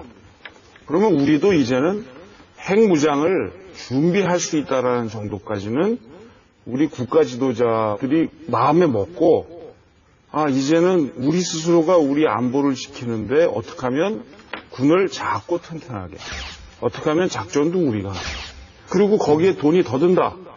그러면 국민들한테 이거 하려면 돈 더 드니까 우리 좀 더 예산 늘립시다. 이런 얘기를 해야 된다고. 아니, 센 화두를 던진 것만은 분명한 것 같아요. 이 대권이라는 거는 이렇게 센 걸 던져야 되거든요. 근데 저는 평상시에 우리 남경필 지사 굉장히 좋아했어요. 일단은 그 여유 있는 모습, 김성경이 그렇게 들이대도 나이스하게 거절하고. 그거 쉽지 않거든요. 그 여유 있는 모습을 내가 좋아했는데 내가 보수 유권자고 보수를 강력하게 지지하는 사람 입장에서 왜냐하면요. 현실을 망각하면 안 됩니다. 우리 현실에서 모병제 해가지고선 북한 100만이 넘는 거기 특수부대만 20만 명이에요.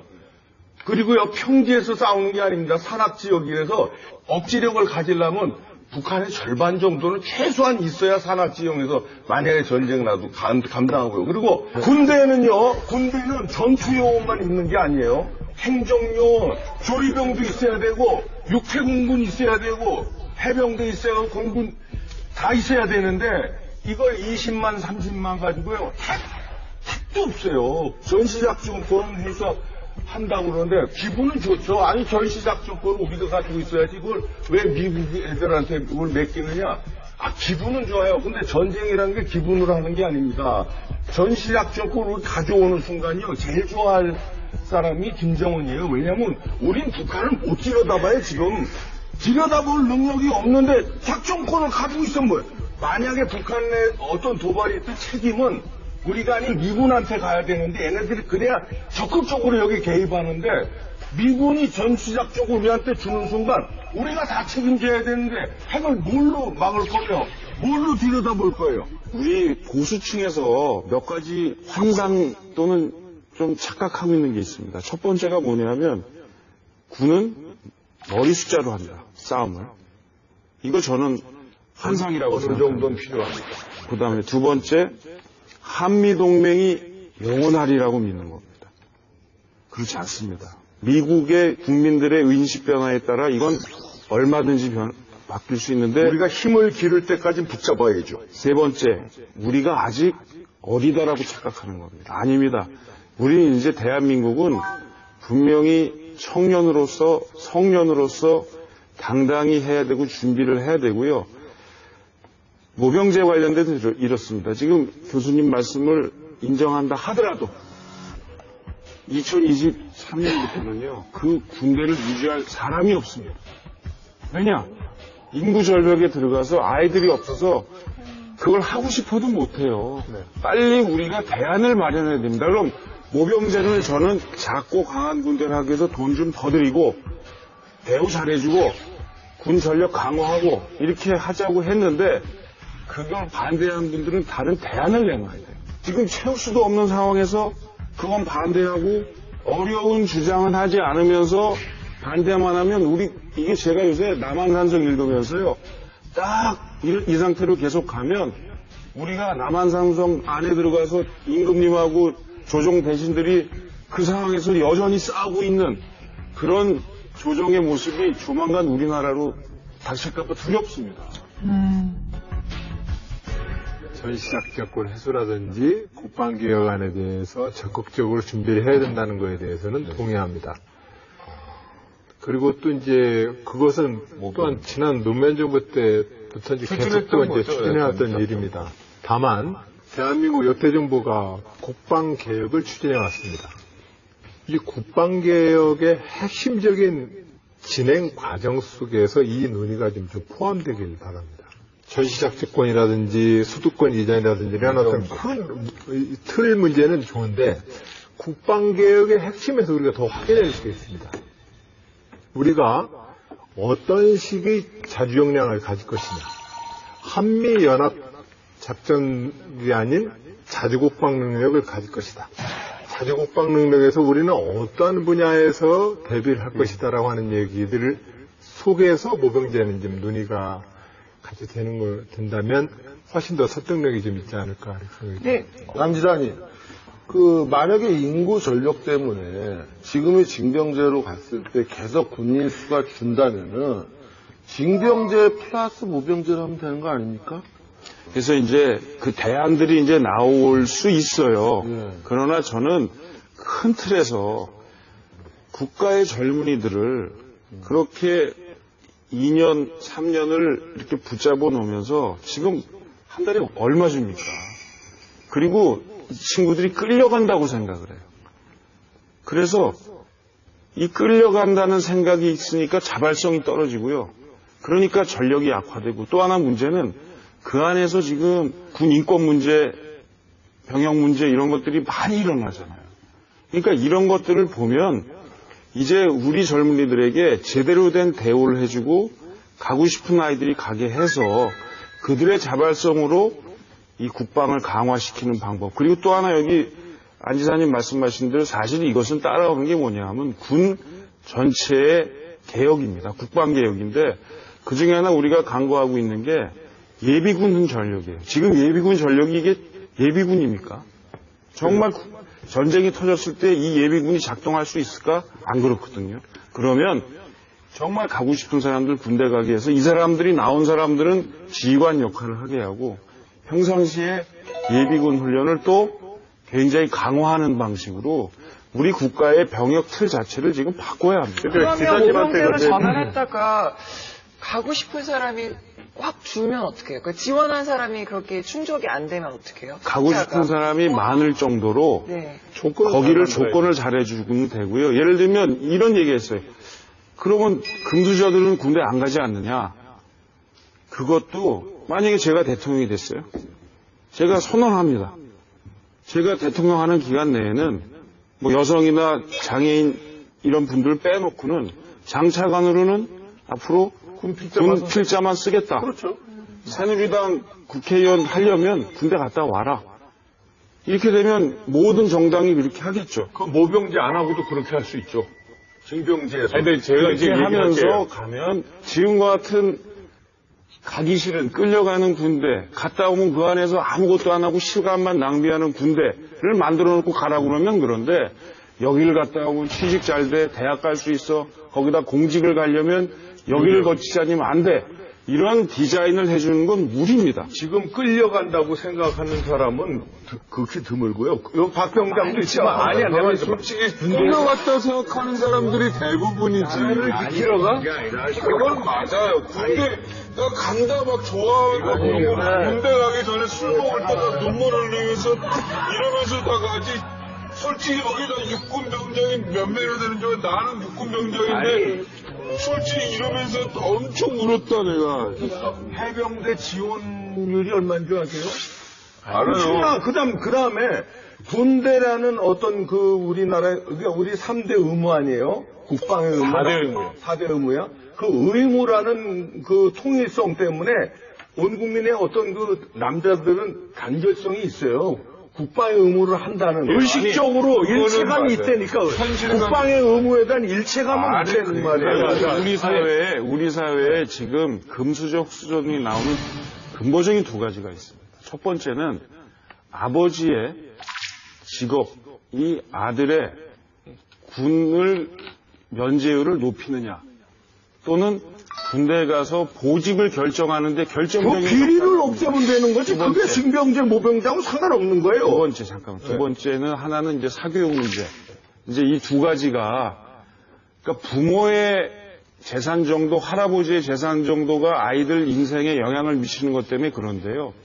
지금 그렇기 때문에 군대를 지금처럼 내놓고 가라고 하면 안 되죠. 그러나 군을 개혁해야지. 군도 개혁하고요. 그러니까 징병제에서 개혁할 아이들한테 제대로 된 대접을 해주자는 겁니다. 제가 정리를 한번 하고 싶은 게, 오히려 남지사님 지금 굉장히 이론적으로 설명을 많이 하셨는데, 해외 사례 같은 거 하나 들면 딱 명확하잖아요, 보면은. 그런데 지금 뭐 오히려 주요 언론이나 이런 데서 보도하는 거는, 예를 들어 대만 같은 데서 결혼했다가 좀 예를 들어 공경을 겪었다, 아니면 예를 들어 미국 같은 경우에도 솔직히 말하면 보수 수준을 어디까지 올릴 것이냐에 대해서 국내 이견이 많고, 실제 미국은 지금 군대가 시민권 뿌리는 군대지 사실 뭔가 아까 말했던 가고 싶은 군대를 만든 건 아니거든요. 세계 최고의 첨단 군대지만은 가고 싶은 군대까지는 도달하지 못했어요. 그랬을 때 과연 그 안에 우리 대안이 어디 존재하는지, 혹시 모델 국가라도 있는 것인지에 대해 가지고. 한국형 모병제가 필요하고요. 우리는 다른 나라하고 다릅니다. 예를 들면 대만도 실패한 게 아니라 몇 년 늦췄어요. 조건도 조정하고요. 그래서 조건 잘 만들고, 기본적으로 제가 주장하는 한국형 모병제는 모든 이 남성들은 군필을 해야 됩니다. 8주간 군사훈련, 그리고 예비군에 대한 의무. 다만 현역병으로 가서 근무하는 것에 대한 조정만 하는 거죠. 근데 지금 그 독일 같은 나라도 그 모병제 3년 전에 했다가 지금 그 월급을 한 200만 원 약간 못 주는데 150만 원 정도 주는 것 같은데 계속해서 지금 나가고 있거든요, 사람들이. 그 못 견디고. 근데 그렇게 해갖고 지금 가뜩이나 인구가 주는데 모병 해갖고 했는데 별로 오지도 않고 와봤자 또 저 앉았다고 다 나가면은. 근데 그럼 그거는요. 우리나라 완전히 그 국방이 완전히 무력화되는 거 아니에요? 그거는 정책을 하는 사람들이 꼬개 만들어요. 우리 국민들의 지금 현재 세금을 상황. 엄청 많이 걷어야 아니요, 되죠. 잠깐만. 지금 구급 공무원에 저희 경기도 공무원에 지금 100대 1이 넘습니다. 그분들 월급 수준으로 저희는 대접을 할 거예요. 그리고 정책은 이렇게 만들면 됩니다. 여기 와서 훈련받은 사람들 중에 경찰 공무원도 뽑고, 그리고 소방 공무원도 뽑고, 여기 온 사람들에게 공직의 기회도 더 주고. 구급 공무원 수준으로 해주는데 여기 오면 거꾸로 인생의 제2의 사다리를 펼쳐주는 이런 군으로 만들어서 디자인을 하는 게 문제지, 그 나라들은 디자인에 실패했어요. 우리는 디자인을 성공하면 됩니다. 두 도지사가 2017년 대권 도전에 앞서서 풀어야 될 가장 어려운 숙제는 어떤 거라고 생각하세요?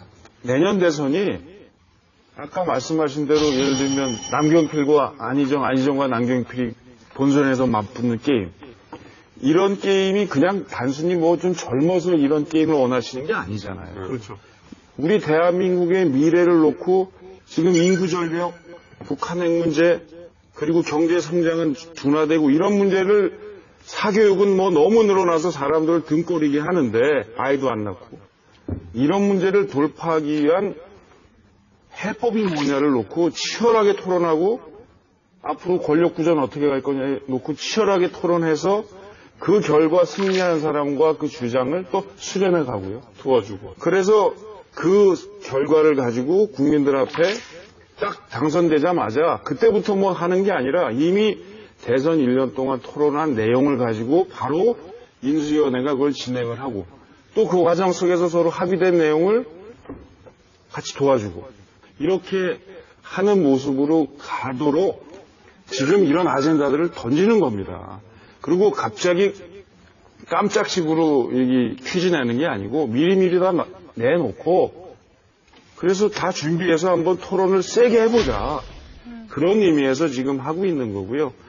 그런 대선이 되기를 저는 근데 이제 그 이상은 좋은데요. 이제 노무현 전 대통령도 대통령 되기 전에는 한미 FTA 반대하고 제주 해군기지 반대했어요. 그런데 막상 청와대에 앉아보니까 국가 안보라든가 국가 경제를 생각하니까 야 이거 FTA 반대했다면 나라 살림 거덜나겠다. 그래서 노무현 대통령도 나중에는 청와대에 들어간다면 바꿨잖아요, 의견을. 그러니까 남경필 지사도 지금은 모병제라든가 그 전자권 회수 여기 섹시하고 우리 국민 들으면 시원하겠지만 막상 청와대에 앉으면 아이고 야 이게 잘못된 선택이구나. 내가 뭐 이 소리를 냈지? 이렇게 후회할 수 있을 거다 이런 얘기. 네. 제가 변명하고 넘어가야 될 게 노무현 대통령은 대통령 선거 때까지 한미 FTA에 대해서 이 얘기도 없었고요. 강정해준 반대. 아니요. 한미 FTA는 노무현 대통령이 대통령이 되고 난 다음에 이거를 해야 되겠다고 결정한 거고 반대는 그 뒤에 민주당이 반대한 거예요. 그전에 세력들이 다 반대니까. 팩트 체크만 할게요. 하여튼 한칠레 FTA에 대해서 김대중 정부의 입장을 옹호하는 발언을 하다가 여의도에서 달걀을 맞아요, 노무현한테. 페드로브 시절에. 그렇기 때문에 이제 FTA에 대해서 노무현 대통령이 입장을 번복할 만한 여지는 없었어요. 제주 해군기지. 제주 해군기지는 참여전부터 정한 것이지. 정했는데, 그전엔 반대했잖아요. 그전엔 논의가 없었어요. 논의 자체가 없었어요. 에이, 나왔는데. 자, 창창한 젊은 정치인인 만큼 두 도지사 모두 스포츠에 대한 사랑이 남다르다고 합니다. 두 도지사의 주 종목은 과연 뭘까요? 안희정 도지사는요, 10월 7일에 열린 제97회 전국체전을 앞두고 충청남도 선수들을 격려하는 차원에서 이들과 맞대결을 펼쳤다고 합니다. 그런데 선수급 실력이었다고 해요.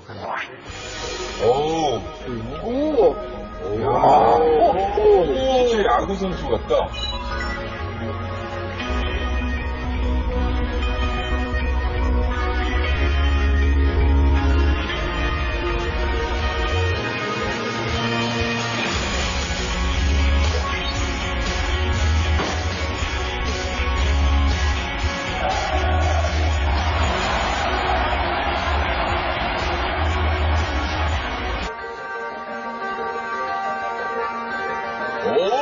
고공 저거 힘을 이렇게 들어가지고 갖고 하셨는데 받았어.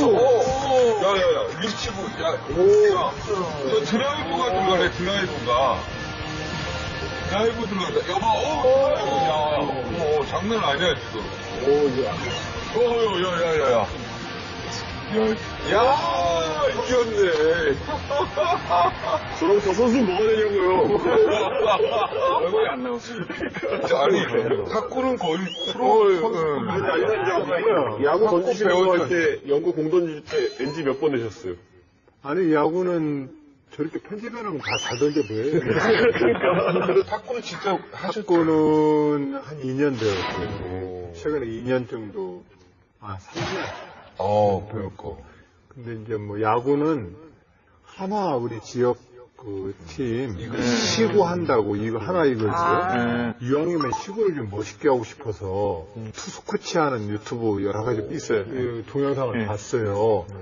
봤는데 뭐 어깨를 세워서 뭐 뿌려라 뭐 여러 가지 있는데 하여튼 저도 초등학교, 중학교 내내 운동선수를 했기 때문에 뭐 하셨어요, 운동선수? 핸드볼 3년 했고, 농구 2년 했고, 공기총 사격 한 6개월 했어요. 근데 이제 운동하는 것은 굉장히 좋아해서 연습을 했는데 그 정도예요. 우리 야구 매니아 이봉규, 봉규 형이 볼 때 폼이 어떻습니까? 이 선수 수준은 아니에요. 왜냐하면 이게 나중에 이제 그 공을 뿌린다고 해도 이 스냅으로 손을 긁어줘야 되거든. 긁어줘야 되는데 그냥 아마추어들이지 그냥. 근데 아마추어 치곤 폼이 괜찮아. 연습을 많이 했다고 그러는데 선수 해본 적은 없는 야구. 근데 탁구는 잘 치네. 탁구는 선수급은 아닌데도 아마에서는 상당히 그 수준 있는 실력이. 저는 국가대표급으로 하는 게 2개 있어요. 뭐예요? 운동 중에는 선거 운동.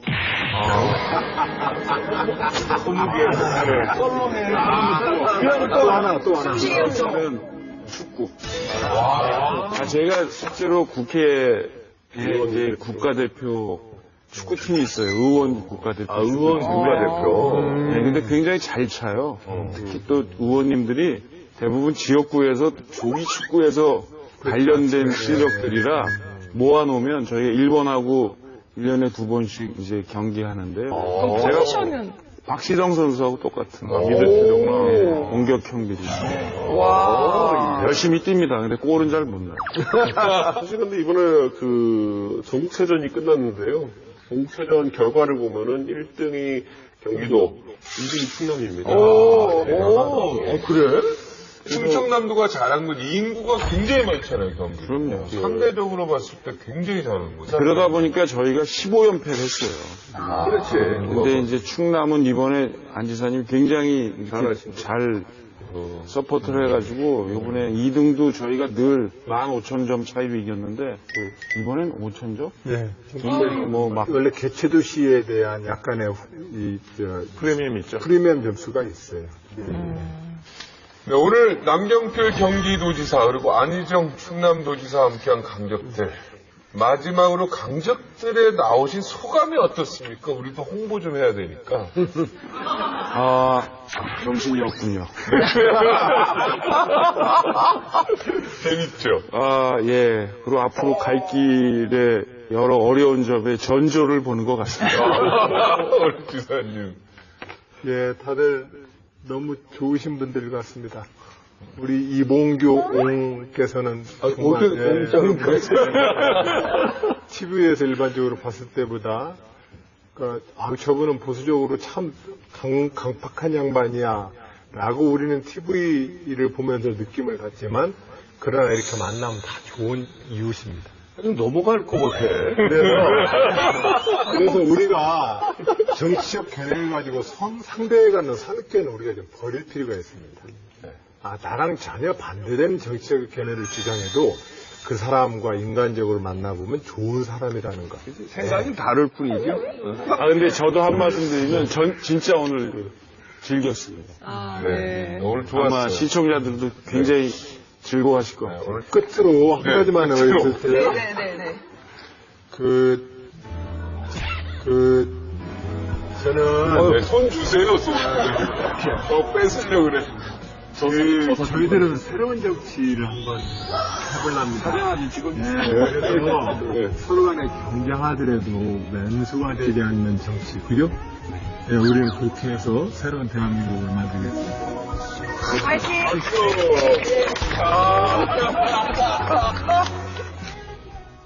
네, 미국이 대선의 두 후보자 클린턴과 트럼프의 공방을 놓고 역대 최악의 진흙탕 싸움이라 평하고 있습니다. 경쟁이 치열해지면서 각자의 정책 대결을 펼치기보다는요, 성추문, 또 과거사 이런 걸로 돌팔매질을 거듭하고 있기 때문인데, 다가올 2017년 한국 대선, 대한민국의 잠룡들은 어떨까요? 이들이 정책이라는 검을 휘두르는 용자일지 아니면은 상대를 흠집내려 돌만 던져대는 소인배일지 저희 강적들의 잠룡 특집에서 계속 확인해 보시기 바랍니다. 우리는 강적이에요! 강적이에요! 안녕하세요.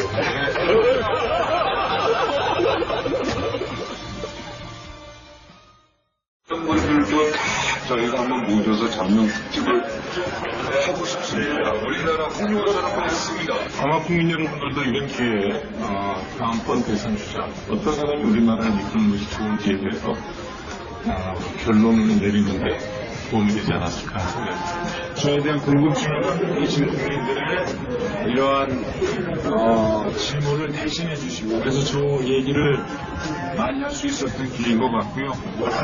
즐기발 나라 일당 웃고 즐기다 보니까 금방 시간이 지나갔어요. 경쟁에서 만나 뵙게 돼서 정말 반갑습니다.